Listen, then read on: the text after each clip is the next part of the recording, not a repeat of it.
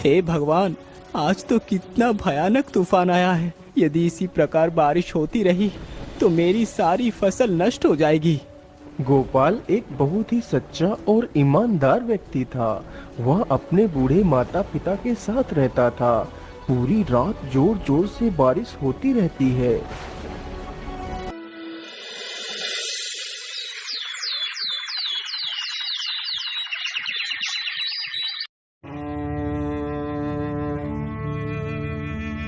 पिताजी, मैं जरा खेतों की तरफ जा रहा हूँ। मैं अभी जल्द ही वापस आ जाऊंगा। इतना कहकर गोपाल वहां से निकल पड़ता है।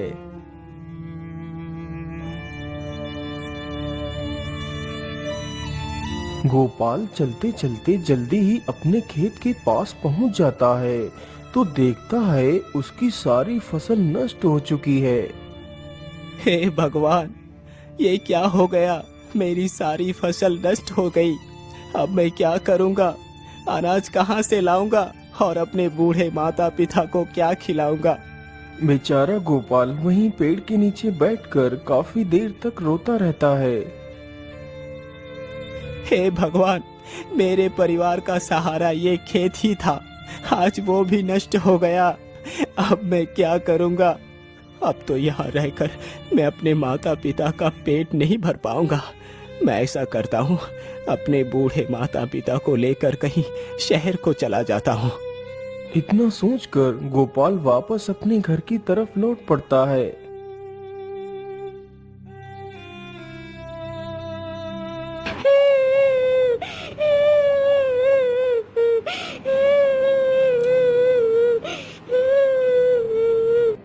अरे, ये आवाज किसकी है?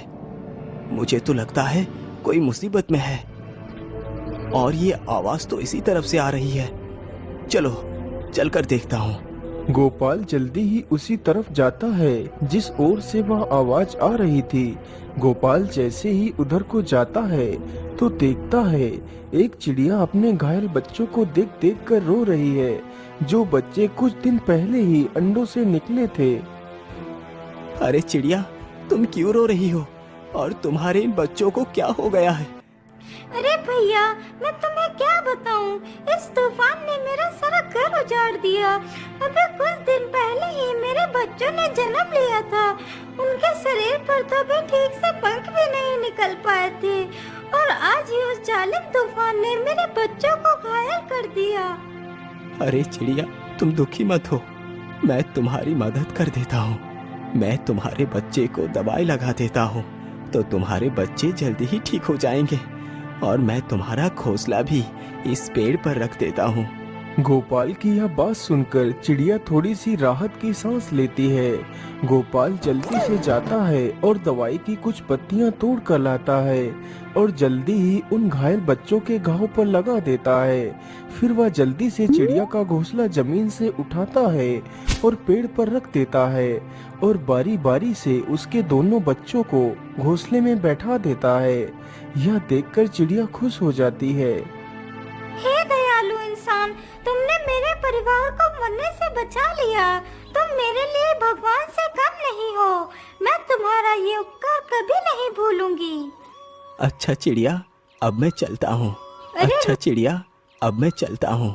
अरे रुको भैया, तुमने मेरी मुसीबत का निवारण तो कर दिया, लेकिन मैं देख रही हूँ कि तुम्हारा मुख उदासी से भरा हुआ है।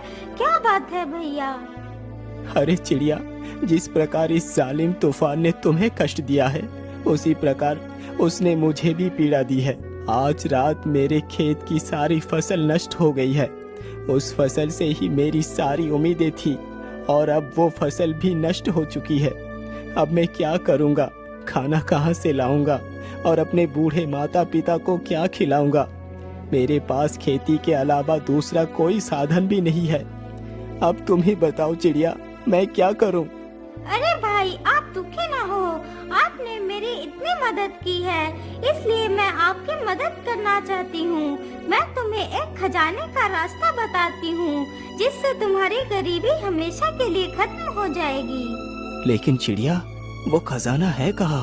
वह खजाना तुम्हें देवगिरी की पहाड़ियों में मिलेगा, लेकिन याद रखना उस खजाने को देखकर यदि तुमने ज्यादा लालच दिखाया तो तुम्हें वह खजाना प्राप्त नहीं हो पाएगा। ठीक है चिड़िया, मैं तुम्हारी बात को याद रखूंगा। अच्छा, मैं चलता हूँ।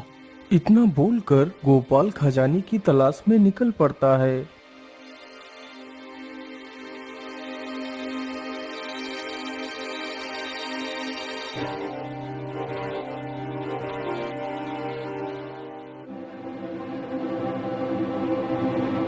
गोपाल चलते चलते काफी ज्यादा थक गया था और उसे बहुत जोर की भूख भी लगी थी। अरे राम राम राम, मैं तो चलते चलते कितना ज्यादा थक गया हूँ। मुझे तो बहुत जोर की भूख भी लगी है, लेकिन आसपास तो कुछ खाने के लिए है ही नहीं। मैं ऐसा करता हूँ, यही आसपास ही कुछ खाने को ढूंढता हूँ। हो सकता है कि कुछ खाने को मिल जाए। इतना सोचकर गोपाल खाना ढूंढने लगता है। काफी देर तक इधर उधर भटकने के बाद उसे एक बड़ा सा पेड़ दिखाई देता है जिसमें ढेर सारे आम लगे हुए थे। अरे, इस पेड़ में तो कितने सारे आम लगे हुए हैं। मैं जल्दी से कुछ आम तोड़ लेता हूँ। गोपाल तुरंत ही जमीन पर पड़े एक पत्थर को उठाता है और जैसे ही पत्थर को फेंकने चलता है तभी सारे आम गायब हो जाते हैं। यह देखकर गोपाल आश्चर्य में पड़ जाता है। अरे, ये क्या हुआ? अचानक से वो सारे आम कहाँ गायब हो गए? पुत्र, तुम इस पेड़ के आम ऐसे नहीं खा पाओगे। अरे, ये किसकी आवाज है? आसपास तो कोई भी नहीं दिखाई दे रहा। पुत्र, मैं तो तुम्हारे सामने ही खड़ा हूँ। मैं एक पेड़ हूँ।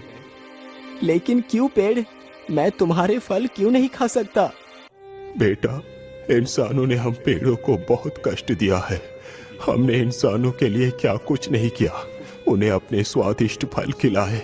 हम खुद धूप में तड़पते रहे, लेकिन तुम इंसानों को अपने छाया में बिठाया। लेकिन बदले में तुम इंसानों ने मेरे लिए क्या किया? तुमने सारे पेड़ काट दिए, जिसकी वजह से आज इतनी कड़कती धूप पड़ रही है और जल का स्तर भी निरंतर घटता जा रहा है, जिसकी वजह से अब हम पेड़ों को भी पर्याप्त जल नहीं मिल पा रहा। यदि ऐसे ही चलता रहा तो जल्द ही पृथ्वी का विनाश हो जाएगा। यदि इस विनाश को रोकना है तो कोई भी व्यक्ति यदि मजबूरन एक पेड़ काटता है तो उसे उसके बदले में कम से कम 2 पेड़ लगाना है। तभी हम इस पृथ्वी को सुरक्षित रख सकते हैं। लेकिन पेड़, मैं इसके लिए क्या कर सकता हूँ? पुत्र, मैं तो किसी के पास जाकर ये बात नहीं बता सकता, लेकिन ईश्वर ने तो तुम्हें पैर दिए हैं। तुम प्रत्येक व्यक्ति तक इस संदेश को पहुंचा ही सकते हो। यदि तुम ऐसा करने के लिए तैयार हो तभी मैं तुम्हें फल खिला सकता हूँ। हाँ हाँ, ठीक है पेड़, मैं आपके इस संदेश को जरूर सबके पास पहुंचाऊंगा। गोपाल की यह बात सुनकर पेड़ प्रसन्न हो जाता है और जल्दी से अपने कुछ फल नीचे गिरा देता है। गोपाल तुरंत ही उन फलों को उठाता है और खाने लगता है। फलों को खाकर गोपाल आगे बढ़ता है।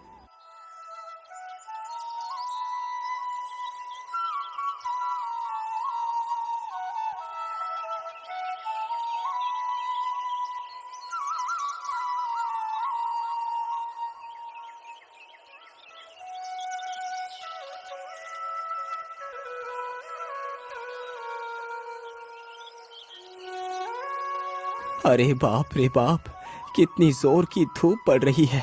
इस धूप में तो चलना कितना मुश्किल हो रहा है और मुझे प्यास भी लगी है।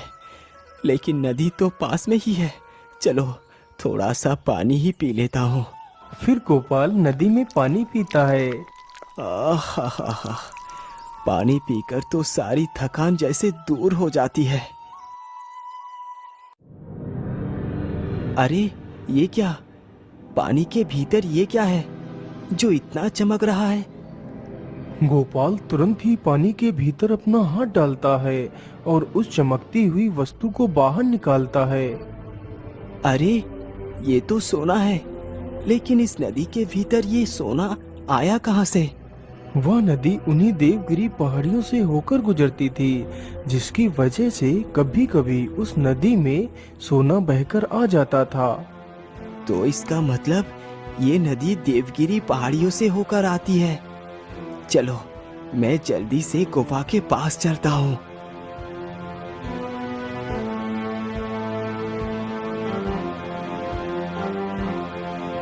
गोपाल चलते चलते जल्दी ही देवगिरी की पहाड़ियों में पहुंच जाता है।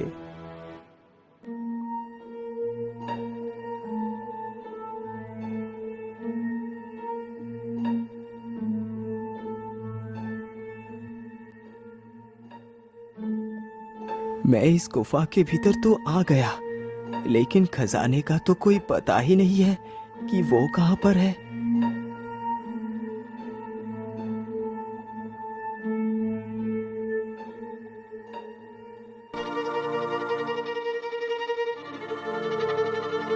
अरे ये क्या? इस पत्थर के नीचे से ये पानी कहाँ से आ रहा है? कहीं इस पत्थर के पीछे ही तो वो खजाना नहीं छुपा है? चलो इस पत्थर को ही हटाकर देखता हूँ। गोपाल जैसे ही उस पत्थर को छूता है, तभी वह पत्थर अपने आप ही दूर खिसक जाता है। अरे ये क्या? ये पत्थर तो मेरे छूते ही दूर हो गया। गोपाल जल्दी से उस दरवाजे के अंदर चला जाता है तो देखता है गुफा के अंदर हर तरफ सोना ही सोना पड़ा हुआ था।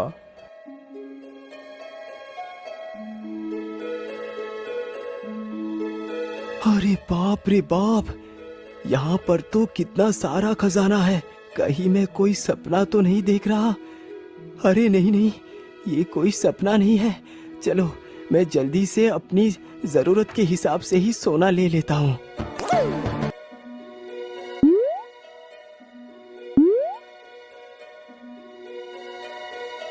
गोपाल जल्दी से एक पोटली भरकर सोना ले लेता है। हाँ हाँ, इतना सोना मेरे जीवन के लिए पर्याप्त है। इतना कहकर गोपाल खजाने की पोटली को अपने सिर पर रखता है और वहां से निकल पड़ता है।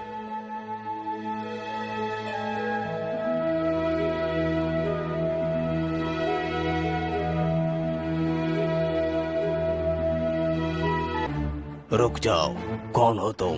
और तुम इस पोटली में क्या लेकर जा रहे हो? क्या हुआ?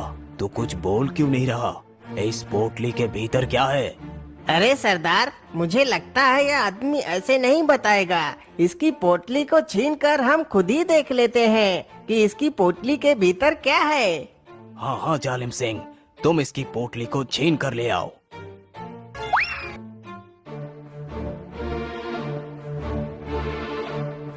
अरे लाला, जल्दी से मुझे यह पोटली दे दे। बेचारा गोपाल डर जाता है और उस पोटली को उस डाकू को दे देता है। डाकू जैसे ही उस पोटली को खोलकर देखता है तो उसमें ढेर सारा सोना होता है। अरे वाह, इसमें तो सोना है। अरे युवक, तुम्हें ये सोना कहाँ से मिला? जल्दी से बताओ। भाई, ये सोना तो मुझे इसी गुफा से ही मिली है। वहाँ पर तो ढेर सारा सोना पड़ा है। मैंने अपनी जरूरत के हिसाब से ही सोना लिया है। क्या कहा? तूने अपनी जरूरत के हिसाब से सोना लिया है? हम लोग जिस सोने को इतने वर्षों से ढूंढ रहे थे, वो सोना तुझे मिला है? हाँ हाँ भाई, वो सोना मुझे ही मिला है। तो फिर चल जल्दी से मेरे साथ और बता मुझे वो सोना कहाँ पर है, नहीं तो हम तुम्हें मारकर इसी गुफा में दफना देंगे। ठीक है भाई, आप मुझे कुछ मत करना। मैं आपको उसी खजाने के पास ले चलता हूँ। इतना कहकर गोपाल डाकुओं के आगे आगे चलने लगता है और जल्दी ही उस बड़े से पत्थर के पास जाकर रुक जाता है। क्या हुआ? तू यहीं पर क्यों रुक गया? यहाँ पर तो कोई भी सोना नहीं है। अरे भाई, इस पत्थर के पीछे ही तो वो खजाना छुपा हुआ है। क्या इस पत्थर के पीछे वो खजाना है?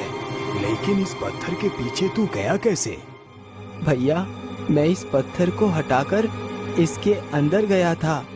अरे दोस्त, तू मुझे मूर्ख बना रहा है कि तूने अकेले ही इस पत्थर को हटा दिया, जबकि हम सारे लोग मिलकर भी इस पत्थर को तिल भर भी नहीं हिला सके, और तूने इस पत्थर को अकेले ही हटा दिया। नहीं भाई, मैं झूठ नहीं बोल रहा। मैंने सचमुच इस पत्थर को हटाया था और इसके अंदर गया था। यदि ऐसी बात है तो फिर तू मेरे सामने ही इस पत्थर को हटा, जरा मैं भी तो देखूं कि तूने अकेले ही इस पत्थर को कैसे हटा दिया। ठीक है भाई, मैं अभी इस पत्थर को हटाता हूँ। इतना कहकर गोपाल जैसे ही उस पत्थर को छूता है तो वह पत्थर फिर से अपने आप ही दूर खिसक जाता है। पत्थर के दूर खिसकते ही गुफा का सारा खजाना साफ साफ दिखाई देने लगता है। खजाना देखकर तो तीनों डाकू पागल ही हो जाते हैं। वह अपने हाथ में पकड़ी हुई उस सोने की पोटली को वहीं पर छोड़ देते हैं और उस ढेर सारे खजाने की तरफ भागते हैं और गुफा के भीतर घुस जाते हैं।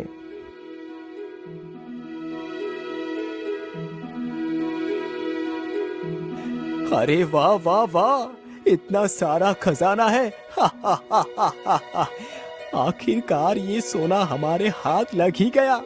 अब हम इस सारे खजाने को यहाँ से उठाकर ले जाएंगे। डाकू के इतना बोलते ही गुफा का दरवाजा अपने आप ही बंद हो जाता है। तीनों दुष्ट डाकू उसी गुफा में फंस जाते हैं। गोपाल जल्दी से उस खजाने की पोटली को उठाता है और वहाँ से भाग